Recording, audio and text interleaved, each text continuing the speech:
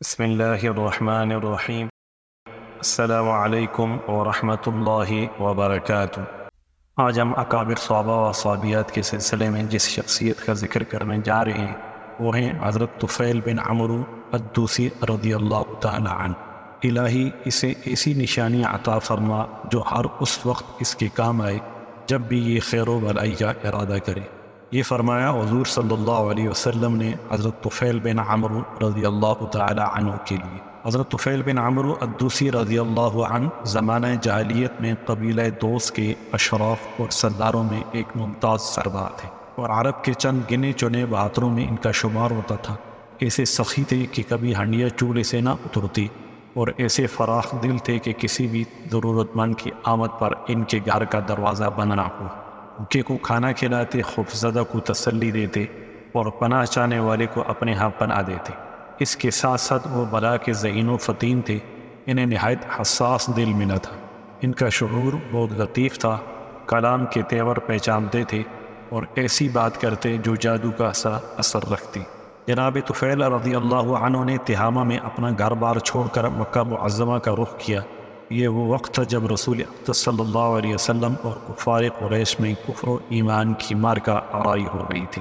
ہر فریق کی خواہش تھی وہ اپنے گرد زیادہ سے زیادہ ہم نوا جمع کر لے اور لڑائی جیتنے کے لیے زیادہ سے زیادہ اپنے مددگار اور معاون پیدا کر لے۔ رسول اللہ صلی اللہ علیہ وسلم تو لوگوں کو اپنے رب کی طرف بلاتے تھے، اور آپ کا اصل ہتھیار ایمان کے محکمی اور حق پر یقین رکھنا تھا۔ اس کے برعکس کفار قریش کوشاں تھے کہ آپ کی دعوت کو رد کر دیں اور اس سلسلہ میں ہر حربہ استعمال کریں۔ یہی نہیں بلکہ لوگوں کو آپ کے پاس آنے سے روکیں۔ یہاں آ کر حضرت طفیل بن عمرو رضی اللہ عنہ نے ایسا محسوس کیا کہ میں بغیر کسی تیاری کے غیر شعوری طور پر اس معرکہ میں شرکت کر رہا ہوں، اور نہ چاہتے ہوئے بھی کفر و اسلام کی اس لڑائی میں کود پڑا ہوں۔ وہ مکہ معظمہ اس غرض سے نہیں آئے تھے، اور نہ حضرت محمد صلی اللہ علیہ وسلم اور قریش کی اس مارکہ آرائی کا خیال ان کے دل میں کبھی آیا تھا۔ اس وجہ سے حضرت طفیل بن عمرو الدوسی رضی اللہ عنہ کی ایک ناقابل فراموش داستان ابھر کر سامنے آتی ہے۔ یہ دلچسپ داستان سننے کے لائق ہے۔ حضرت طفیل بن عمرو فرماتے ہیں کہ جون میں مکہ معظمہ پہنچا، سرداریں قریش مجھ پر ٹوٹ پڑے۔ بڑی گرمجوشی سے انہوں نے میرا استقبال کیا اور بڑی ہی عزت افزائی کا ثبوت دیا۔ پھر تمام سردار اور مکہ کے معززین ایک جگہ جمع ہوئے، مجھے اپنے پاس بلا کر کہنے لگے، طفیل آپ یہاں تشریف لائے ہیں۔ یہاں ایک شخص نے بزعم خود نبوت کا دعویٰ کر رکھا ہے۔ اس نے ہمارے خیالات کو چوپٹ کر دیے ہے، ہم میں پھوٹ ڈال دی ہے اور ہمیں پارا پارا کر دیا ہے۔ اندیشہ ہے کہ یہ مصیبت کہیں آپ کی قوم پر بھی نازل نہ ہو جائے۔ ہماری یہ مخلصانہ تجویز ہے کہ آپ اس شخص کو منہ نہ لگائیں، نہ اس سے کلام کریں، نہ اس کی کوئی بات سنیں، اس لیے کہ اس کی بات میں جادو کا اثر ہے۔ یہ باپ کو بیٹے سے، بھائی کو بھائی سے، اور خاوند کو بیوی سے جدا کر۔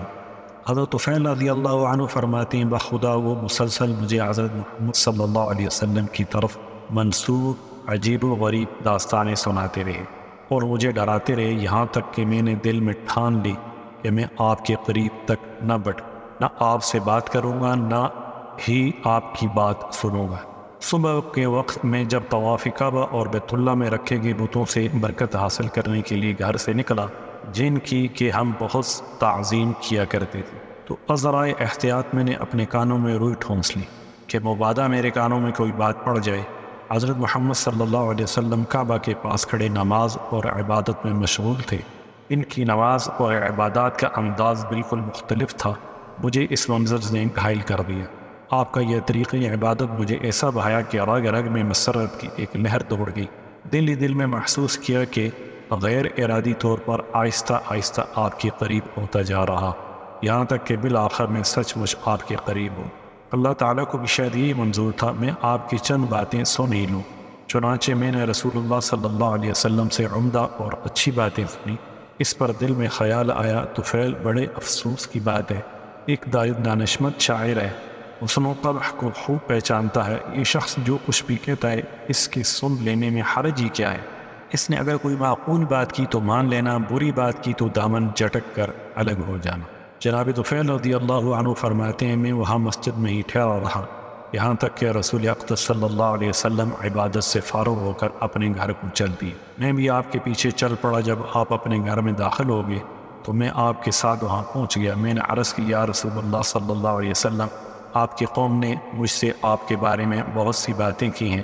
مجھے یہ مسلسل ڈراتے اور خوفزدہ کرتے رہے کہ کہیں میں آپ کی باتیں سن کر متاثر نہ ہو جاؤں۔ چنانچہ میں نے احتیاط کے طور پر اپنے کانوں میں روئی ٹھونس لی تاکہ آپ کی بات نہ سن سکوں، لیکن منشاء الہی یہ تھی کہ میں آپ کی باتیں بہرحال سنوں۔ واللہ میں نے نہ صرف آپ کی باتیں سنی بلکہ آپ کی ہر بات مجھے اچھی لگی۔ حضرائے کرام، آپ مجھے اپنا پیغام سنائے۔ رسول اقدس صلی اللہ علیہ وسلم نے اپنی دعوت پیش کرتے ہوئے سورہ اخلاص اور فلق کی تلاوت فرمائی۔ بخدا اس سے پہلے نہ تو میں نے اس سے بہتر کوئی کلام سنا تھا اور نہ آپ کے پیغام سے بڑھ کر عدل و انصاف پر مبنی کوئی اور پیغام میرے کانوں میں پڑا تھا۔ اس موقع پر میں نے بیعت کی غرض سے رسول اللہ صلی اللہ علیہ وسلم کے آگے ہاتھ پھیلا دیے اور کلمہ طیبہ پڑھ کر اس بات کی شہادت دی کہ اللہ تعالیٰ کے سوا کوئی عبادت کے لائق نہیں، اور یہ کہ حضرت محمد صلی اللہ علیہ وسلم اللہ تعالیٰ کے رسول ہیں۔ اس اقرار کے ساتھ میں دائرہ اسلام میں داخل ہو۔ جناب طفیل رضی اللہ عنہ بیان کرتے ہیں، کچھ عرصہ میں مکہ معظمہ ہی میں قیام پذیر رہا اور احکام اسلام کی تعلیم حاصل کرتا رہا۔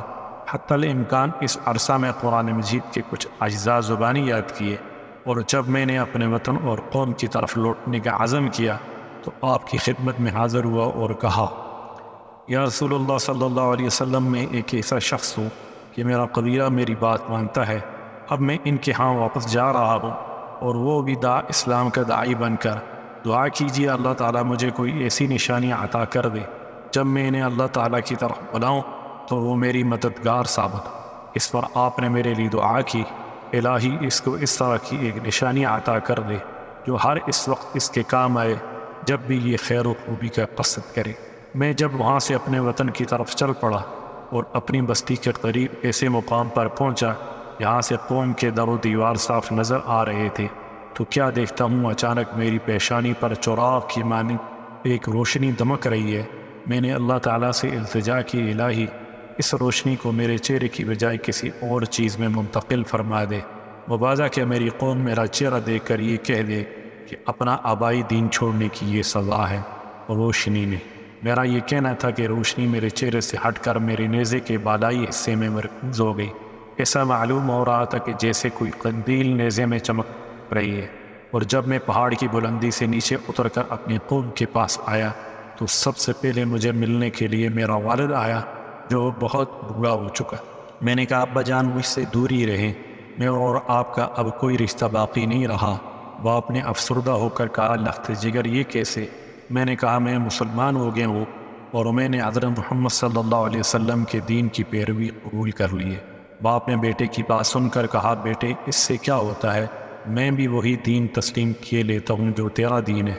میں نے کہا، اچھا پھر غسل کر لیجئے اور اپنے کپڑے دھو کر اجرے کر لیجئے اور آئیے، میں آپ کو وہی تعلیم دوں گا جو میں نے حاصل کی ہے۔ ابا جان نے میری بات مان لی، غسل کیا اور صاف ستھرے کپڑے پہن کر قبول اسلام کے لیے تیار ہو گئے۔ میں نے اسلام کی دعوت دی اور وہ فوراً مسلمان ہو گئے۔ اس کے بعد میرے پاس میری بیوی آئی۔ میں نے کہا، مجھ سے دور رہو تو اچھا ہے، میرے اور تیرے درمیان اب کوئی ناقہ باقی نہیں ہے۔ اس نے چونک کر کہا، میرے باپ آپ پر قربان ہوں، یہ کیوں؟ میں نے کہا، ہم دونوں کے درمیان عقیدے کی دیوار حائل ہو گئی ہے۔ میں نے دین اسلام قبول کر لیا ہے اور محمد صلی اللہ علیہ وسلم کی پیروی۔ اس پر میری بیوی نے کہا، اس سے کیا ہوتا ہے؟ میں بھی وہی دین اختیار کیے لیتی جو آپ نے اختیار کیا ہے۔ میں نے کہا، یہ بات ہے تو جاؤ اور ذوالشرا کے پانی سے غسل کر کے آؤ۔ ذوالشرا قبیلہ دوست کا ایک معروف بت تھا جس کے گرد ایک گڑھے میں پہاڑ سے پانی آ کر جمع ہو جاتا تھا۔ بیوی نے کہا، میرے ماں باپ آپ پر قربان ہوں کہ آپ ذوالشرا سے ڈرتے نہیں؟ میں نے کہا، ہرگز نہیں، تم پر اور ذوالشرا پر ہلاکت نازل ہو۔ میں کہتا ہوں جاؤ وہاں لوگوں کی نظروں سے اوجھل ہو کر نہا دھو لو۔ میں ضمانت دیتا ہوں کہ یہ گنگا بہرا بت تیرا کچھ بھی نہیں بگاڑ سکے گا۔ یہ حوصلہ افزا بات سن کر وہ گئی اور غسل کر کے واپس آ گئی۔ میں نے اس کے سامنے اسلام کی سادہ اور پرتاثیر دعوت پیش کی جس کو اس نے خندہ پیشانی سے قبول کیا اور وہ مسلمان ہو گئی۔ اس کے بعد میں نے براہ راست قبیلہ دوست کو اسلام کی طرف بلایا۔ حضرت ابو ہریرہ رضی اللہ عنہ کے علاوہ ہر ایک نے اسلام قبول کرنے میں ہچکچاہٹ کا اظہار کیا۔ اس گروہ میں حضرت ابو ہریرہ رضی اللہ عنہ ہی تنہا ایسے سلیم الطبع شخص تھے جنہوں نے بغیر کسی تعامل کے اسلام کا پیغام دل کی گہرائیوں میں اتار لیا۔ حضرت طفیل رضی اللہ عنہ فرماتے ہیں، ایک دفعہ رسول اقدس صلی اللہ علیہ وسلم کی خدمت اقدس میں مکہ معظمہ حاضر ہوا اور حضرت ابو ہریرہ رضی اللہ عنہ بھی میرے ساتھ تھے۔ نبی اکرم صلی اللہ علیہ وسلم نے مجھ سے تغیات فرمایا، طفیل صورتحال کیا ہے؟ میں نے عرض کی، حضور لوگوں کے دلوں پر پردے پڑے ہیں، کفر نے شدت اختیار کر لی ہے اور قبیلہ دوست پر فسق و فجور اور نافرمانی کا خصوصیت سے غلبہ ہے۔ یہ سننا تھا کہ رسول اللہ صلی اللہ علیہ وسلم اٹھے، وضو کیا، نماز پڑھی اور آسمان کی طرف ہاتھ اٹھا کر کچھ کہنا چاہا۔ حضرت ابو ہریرہ رضی اللہ عنہ فرماتے ہیں کہ جب میں نے آپ کو اس حالت میں دیکھا تو میں دل ہی دل میں ڈر گیا کہ مبادا میری قوم کو بددعا دے اور وہ ہلاک ہو جائے۔ میں نے افسردگی کے عالم میں کہا، آئے میری قوم، لیکن رحمت دو عالم رسول معظم صلی اللہ علیہ وسلم نے جو فرمایا وہ یہ تھا، الہی قبیلہ دوست کو ہدایت دے، الہی قبیلہ دوست کو ہدایت دے، الہی قبیلہ دوست کو ہدایت دے۔ پھر آپ نے حضرت طفیل کی طرف متوجہ ہو کر ارشاد فرمایا، اب آپ اپنی قوم کے پاس بے دھڑک جائیں، ان کے ساتھ نرمی کا برتاؤ کریں اور اسلام کی دعوت انہیں دیں۔ حضرت طفیل رضی اللہ عنہ فرماتے ہیں، میں مسلسل سرزمین دوست میں لوگوں کو اسلام کی دعوت دیتا رہا، یہاں تک کہ رسول اللہ صلی اللہ علیہ وسلم ہجرت کر کے مدینہ منورہ تشریف لے گئے۔ یہاں پہنچ کے بدر، احد اور خندق جیسی ہولناک جنگوں کا آپ کو سامنا کرنا پڑا۔ اس کے بعد مدینہ منورہ میں حضور نبی اکرم صلی اللہ علیہ وسلم کی خدمت اقدس میں حاضری دی۔ اس دفعہ میرے ہمراہ قبیلہ دوست کے تقریباً 80 گھرانے تھے جو نعمت اسلام سے مشرف ہو چکے تھے اور ان کی اسلامی حالت بہت بہتر تھی۔ رسول اللہ صلی اللہ علیہ وسلم ہمیں دیکھ کر نہ صرف بہت خوش ہوئے بلکہ دوسرے مسلمانوں کے ساتھ خیبر کے مال غنیمت سے ہمیں بھی مقرر حصہ دیا۔ ہم نے التجا کی، یا رسول اللہ ہر جنگ میں ہمیں میمنہ میں رکھیے، یعنی لشکر کے دائیں پہلو پر، اور لفظ مبرور ہمارا اشعار مقرر فرما دیجیے۔ حضرت طفیل رضی اللہ عنہ فرماتے ہیں، اس کے بعد میں رسول اللہ صلی اللہ علیہ وسلم کی صحبت میں رہا یہاں تک کہ اللہ تعالیٰ کے فضل و کرم سے مکہ فتح ہوئی۔ میں نے عرض کی، یا رسول اللہ بہتر یہ ہے کہ آپ مجھے عمرو بن حمامہ کے بت ذوالکفین کی طرف روانہ کریں تاکہ میں اسے نظر آتش کر سکوں۔ رسول اللہ صلی اللہ علیہ وسلم نے وہاں جانے کی مجھے اجازت دے دی۔ میں اپنی قوم میں سے ایک جماعت لے کر اس بت کی طرف چل پڑا۔ جب میں اور ساتھی وہاں پہنچے اور اسے جلا ڈالنے کا ارادہ کیا تو کیا دیکھتا ہوں ہمارے گرد عورتوں، مردوں اور بچوں کی ایک بھیڑ جمع ہو گئی۔ یہ سب اس بات کے منتظر تھے کہ اگر ہم نے ذوالکفین بت کو ذرا بھی نقصان پہنچایا تو آسمان سے بجلی گر کر ہمیں بسم کر ڈالے گی۔ ان پجاریوں کی موجودگی میں بت کی جانب بڑھا اور بت کے عین دل میں آگ بھڑکا دی۔ اس وقت میری زبان پر ریزیہ اشعار تھے جن کا ترجمہ یہ ہے، اے ذوالکفین، میں تیرے پجاریوں میں سے نہیں ہوں، ہماری پیدائش تیری پیدائش سے کہیں پہلے ہوئی، آج میں آگ تیرے دل میں بھڑکا رہا ہوں۔ یہ اشعار کہے اور اسے نظر آتش کر دیا۔ دیکھتے ہی دیکھتے آگ نے اس کو اپنا لقمہ بنا لیا اور یہ جل کر راکھ کا ڈھیر بن گیا۔ اس کے جل جانے سے شرک کی جڑ بھی کٹ گئی اور پورا قبیلہ اسلام کی آغوش میں آ گیا اور پھر اپنے حسن اسلام کا ثبوت بھی دیا۔ حضرت طفیل بن عمرو نے آخر دم تک رسول اکرم صلی اللہ علیہ وسلم کا ساتھ دیا۔ آپ کے وصال کے بعد حضرت صدیق اکبر جب مسند خلافت پر فائز ہوئے تو حضرت طفیل بن عمرو خلیفہ رسول کی خدمت میں حاضر ہوئے اور یقین دلایا کہ میری ذات، میری تلوار اور میرا بیٹا آپ کی تائید و نصرت کے لیے وقف ہے۔ جب ارتداد کی جنگیں چھڑی اور کفر و الحاد کا شعلہ بھڑکا تو حضرت طفیل بن عمرو رضی اللہ عنہ مسلم الکذاب کے ساتھ جنگ لڑنے کے لیے مسلمانوں کے لشکر میں مقدمۃ الجیش کی حیثیت سے شامل ہو کر نکل کھڑے ہوئے۔ اس وقت ان کے ہمراہ ان کا بیٹا عمرو بھی تھا۔ یمامہ کی طرف روانگی کے سلسلے میں بھی ابھی وہ راستہ ہی میں تھے کہ انہوں نے ایک خواب دیکھا۔ اپنے ساتھیوں سے انہوں نے کہا، میں نے ایک خواب دیکھا ہے، میں اس کی تعبیر معلوم کرنا چاہتا ہوں۔ ساتھیوں نے دریافت کیا، آپ نے خواب میں کیا دیکھا؟ فرمایا، میں نے خواب میں دیکھا میرا سر موڑ دیا گیا ہے اور ایک پرندہ میرے منہ سے نکل کر اڑ گیا ہے اور ایک عورت نے مجھے اپنے پیٹ میں چھپا لیا ہے۔ میں نے یہ بھی دیکھا کہ میرا بیٹا عمرو بھی بڑی تیزی سے بھاگتا ہوا میرے پیچھے پیچھے آ رہا ہے، لیکن میرے اور اس کے درمیان میں کوئی چیز حائل۔ تمام ساتھیوں نے کہا خواب تو بہت اچھا ہے۔ انہوں نے کہا بخدا میں نے اس کی ایک تعبیر کی ہے، سر مڑانے سے یہ مراد ہے کہ میرا سر کاٹ دیا جائے گا۔ پرندہ جو میرے منہ سے نکل کر اڑ گیا، اس کے معنی یہ ہیں کہ میری روح پرواز کر جائے گی، اور وہ عورت جس نے مجھے اپنے پیٹ میں چھپا لیا ہے زمین ہے جو کھودی جائے گی اور مجھے اس میں دفن کر دیا جائے گا۔ میری دلی تمنا ہے کہ مجھے شہادت کا رتبہ نصیب رہا۔ میرے بیٹے کا تیزی سے میرے پیچھے بھاگنا، اس سے یہ مراد ہے کہ وہ بھی میری طرح شہادت کی تلاش میں سرگرداں رہے گا جو میرا مقدر ہے، لیکن اسے شہادت کا یہ مقام میرے بعد اس وقت ملے گا جب اللہ تعالیٰ کو منظور ہو۔